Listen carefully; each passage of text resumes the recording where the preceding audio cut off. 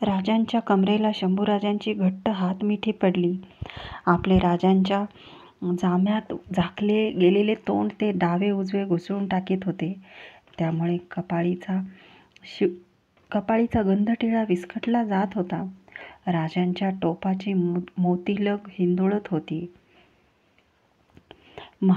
शंभूराजे बोलू बघत होते, पण शब्दांच्याच दाटल्या घशात भाव घुसमटून घुटमळू लागले. राजांचे सडक हात तळवे शंभूराजांच्या पाठीवरून फिरू लागले. मायेने, अभिमानाने, धन्यतेने. कसे ते त्या हातांना आणि त्या पाठीलाच ठाऊक. त्या फिरत्या हातांनी शंभूराजांचा ऊत घातलेला ऊर निवांत केला. मान उठवून त्यांनी भरल्या डोळ्यांनी राजांच्याकडे पाहिले. तीच उभट मुद्रा पिंडीसारखी. आठवणीसरशी संभाजीराजे राजांपासून मागे हटले. गुडघे टेकून त्यांनी राजांच्या पायांवर कपाळ टेकविले. उठून खांद्यांची झोळी पोटाकडे पुढे घेतली. तिच्यात हात घालून राजांनी उत्तरी निरोप घेताना दिलेली सोनपिंडी बाहेर काढली. पिंडी उन्हात झमकन सळसळली. एक निसटती नजर राजांना देऊन हातची सोनपिंडी राजांच्या ओंजळीत ठेवीत ते अदबीने एवढेच म्हणाले, आम्ही कमी बोललो. उन्हात झळकत्या ओंजळीतील पिंडीकडे बघताना राजांना वाटले यांनी अधिक बोलले पाहिजे. राजांना प्रयागला त्रिवेणी संगमाच्या घाटपायऱ्यावर भेटलेला तो पारधी आठवला. हर काम में यश देने वाले गरुड के पंख. समाधानाचा निश्वास राजांच्या नाकपाळ्यातून निसटला. रायवळी आंब्याच्या पानडेऱ्यात भात गोटे खाऊन तृप्तावला. कवडा भरल्या गांजानं घुमकी भरीतच होता. कुटुर. पण राजांना आता ती घुमकी ऐकूच येत नव्हती. संभाजीराजांनी बटुवेश उतरून राजवेश अंगी धारण केला. भोयांनी जय भवानी गरजत खांदे दिलेली पालखी राजगड चढू लागली. तिच्यात राजे आणि संभाजीराजे बसले होते. पालखी मागून मोरोपंत, आपले मेहुणे कृष्णाजी, काशीपंत यांच्यासह गड चढू लागले. लक्ष्मीबाई मेन्यात बसल्या. पाली दरवाजा येताच गड नौबत कधी नव्हे ते चढीच्या तारेने घुमून उठली. तिची दुडदुड ऐकून गडावरच्या बंदुका उखळी तोफांनी आपले घडाघूम कंठ फोडले.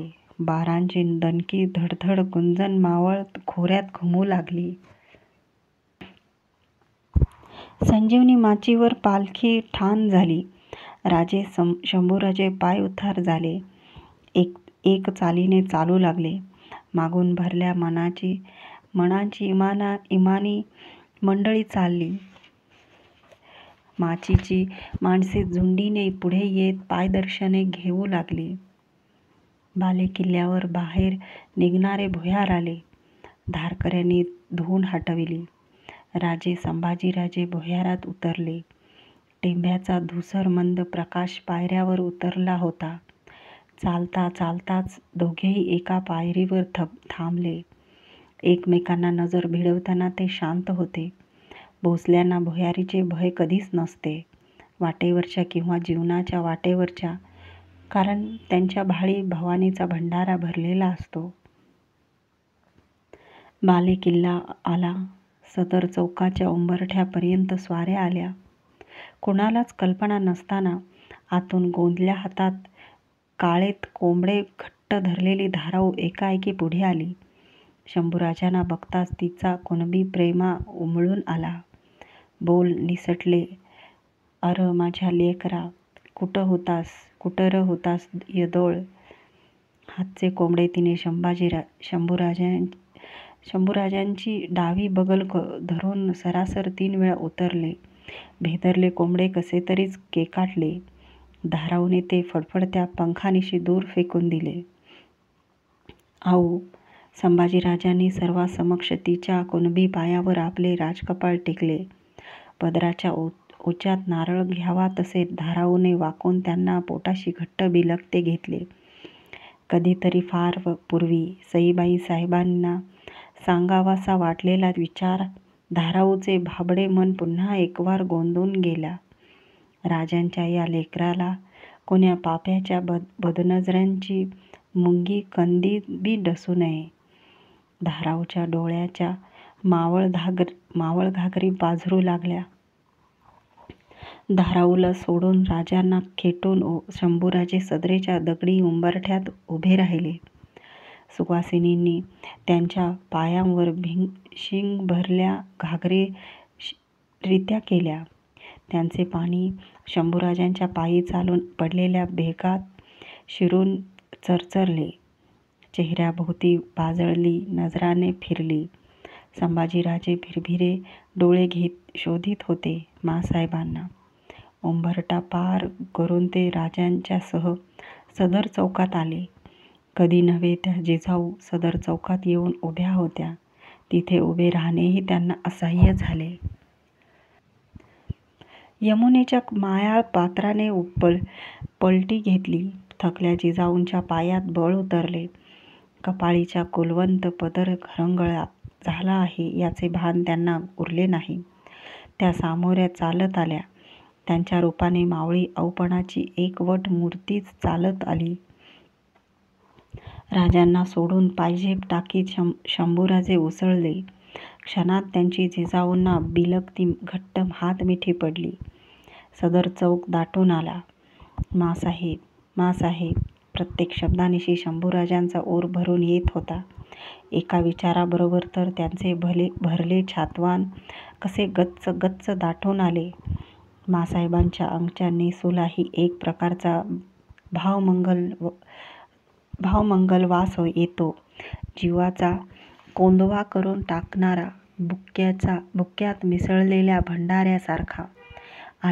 आणि शंभूराजे आपले तोंड आवेगाने माँसाहेबांच्या नेसूत नुसते घुसळू लागले. आज आणि आत्ता जिजाऊंना कळून आले की आई भवानीला 8 हात का असतात, तेही तिला थेटच पडत असतील. हातांचे थिटेपण जिजाऊ जबानीने भरून काढू लागल्या. शंभूबाळा, शंभूबाळा, शंभूबाळ.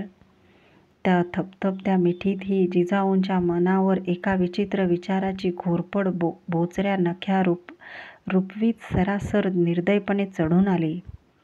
शंभूबाळांचा काळ झाला. जिजाऊ थरारल्या. सनसनत आलेला एक वर्मी तोफगोळा, दौडत्या घोड्याबरोबर फरफट होत चाललेली रिकीब, झिजून नव्हत्या झालेल्या औषधी मात्रा क्षणात त्यांच्या पाणथर डोळ्यांसमोर तरळून सरकल्या. त्यांनी त्यांचे थोरले पुत्र खाशांची स्वारी आणि सूनबाई नेल्या होत्या. जीवाभावाच्या माणसांचा काळ होतो तेव्हा मागे राहणाऱ्याच्या हयातीचा बरड माळ होतो हे त्यांनी भोगले होते. जिजाऊंनी शंभूराजांना एकदम हातांच्या आवेगी मिठीत कोंडून टाकले. त्यांच्या डोळ्यातील थोरली माया शंभूराजांच्या टोपावर टपटपू लागली. सदरेवरच्या हर आसामीला ते बघताना वाटले, आपणच धाकले राजे आहोत, ह्या थोरल्या मायेखाली न्हातो आहोत. भावनेचा कड उलगताच जिजाऊंनी पदरकाठाने नेत्रकडा सावरल्या. शंभूराजांचा मोहरांच्या थैलीने सतका उतरून त्यांच्या खांदावळीवर हात चढवीत त्या शांतपणे म्हणाल्या, चला. आभाळाच्या निळाईने विजेचा तेजवान झोत बिलगता घेऊन किनारी लावण्यासाठी चालावे तशा जिजाऊ चालल्या देवमहालाच्या रोखाने, शंभूराजांना जगदंबेच्या औक्षवत चरणावर घालण्यासाठी. सगळ्या सदरकऱ्यांनी त्यांच्या पाठमोऱ्या मूर्तींना मुजरे रुजू घातले. देवीचे दर्शन घेऊन शंभूराजे पुतळाबाईच्या महली आले. त्यांना ओवाळण्यासाठी हाती घेतलेल्या आरतीच्या तबकाचे भान पुतळाबाईंना राहिले नाही. त्या शंभूराजांच्याकडे बघतच राहिल्या. त्यांच्यासमोर येत त्यांची पायधूळ घेऊन शंभूराजे म्हणाले, माँसाहेब, ओवाळता? तेच शब्द ओढ्यासारखे उड्या घेत येणारे, तेच डोळे दर्पणासारखे साफ. पुतळाबाईच्या हातातील तबक थरथरत फिरू लागले.